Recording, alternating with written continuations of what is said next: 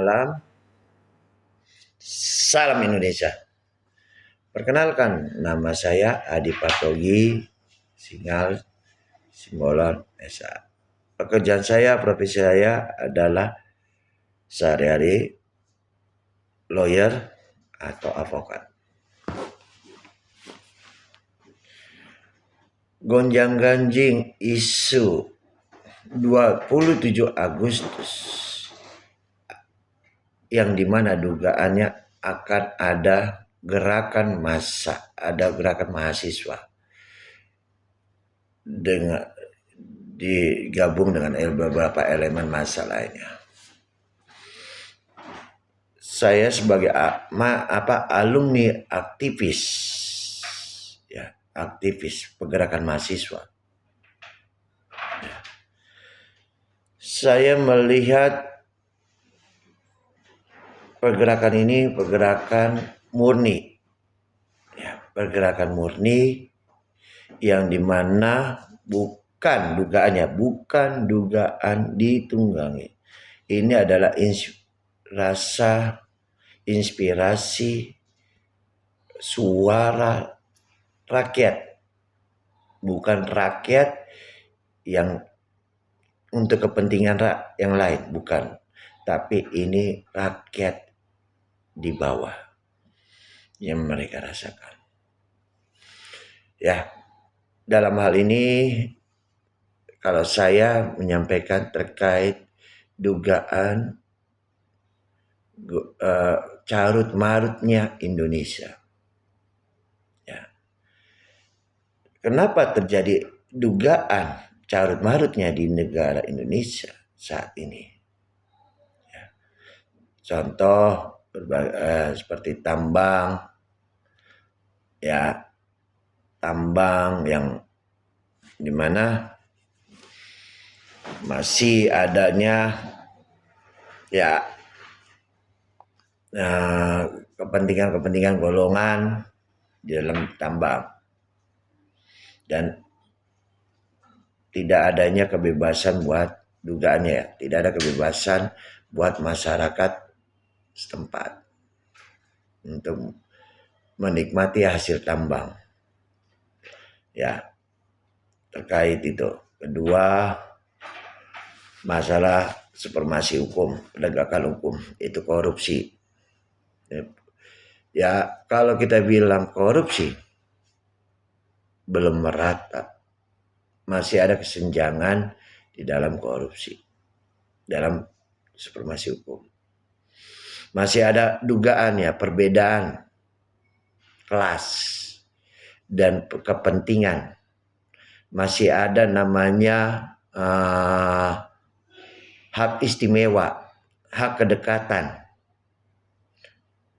ya, hak kepentingan, hak golongan, dugaannya itu masih ada di situ. Nepotisme, kolusi, nepotisme, ya, masih. Suara mahasiswa 98 terkait namanya KKN itu belum, ya, dari era ke era sampai sekarang untuk korupsi, kolusi, nepotisme bisa dikatakan, ya, ini tidak bisa disembunyikan, masih ada, tapi masif mereka, ya, untuk korupsi, kolusi, nepotisme, dan itu bisa dikatakan tersembunyi, bisa dikatakan tersembunyi, ya, di dalam BUMN, badan usaha milik negara. Untuk korupsi, kolusi, nepotisme masih, ya. Di dunia pajak pun masih, di dalam bea cukai pun masih, ya, terkait, ya, terkait cukai saja masih adanya korupsi, kolusi, nepotisme, ya. Untuk masyarakat kecil tidak ada kebebasan, apalagi terkait UMKM rokok. Nah, itu masih ada dugaan korupsi, kolusi, nepotisme. Nah, di dunia olahraga pun seperti itu, di dunia seni seperti itu, ya. Dan termasuk dari dugaan di MBG. Kenapa masih adanya dugaan carut marutnya jatuh korban, ya, terkait makan bergizi gratis MBG. Nah, ini ada suatu pertanyaan buat pemerintahan Bapak Presiden Prabowo. Ya, ini masih ada carut marut. Nah, termasuk juga di dunia bisa dikatakan di pemerintahan daerah. Nah, masih carut marutnya. Ya, ada korupsi, kolusi, nepotisme di pemerintahan daerah, di kepala daerah. Ya. Infrastruktur daerah, ya, di infrastruktur saja belum bisa dikatakan,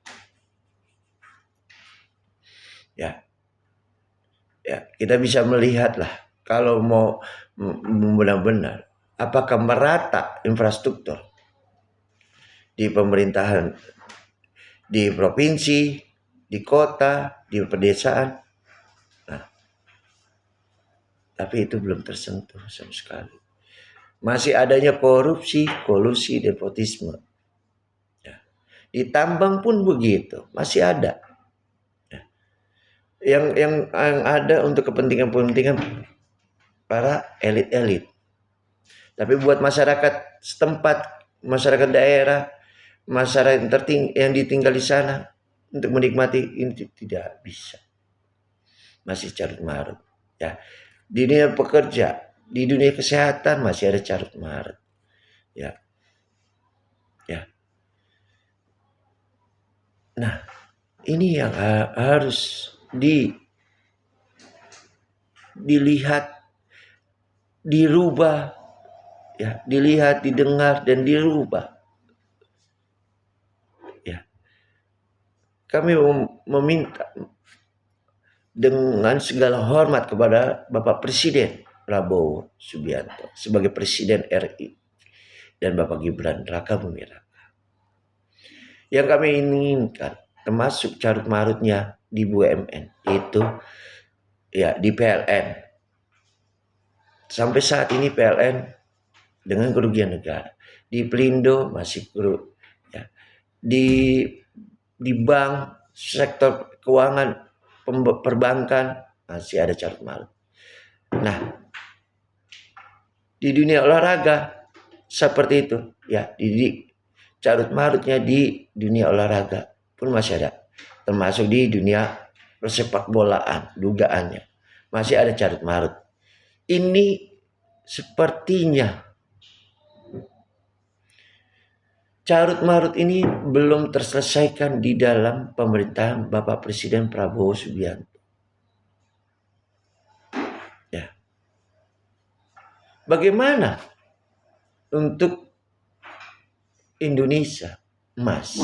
Pertanyaan kami, bagaimana untuk Indonesia emas apabila masih dugaan carut marut Indonesia?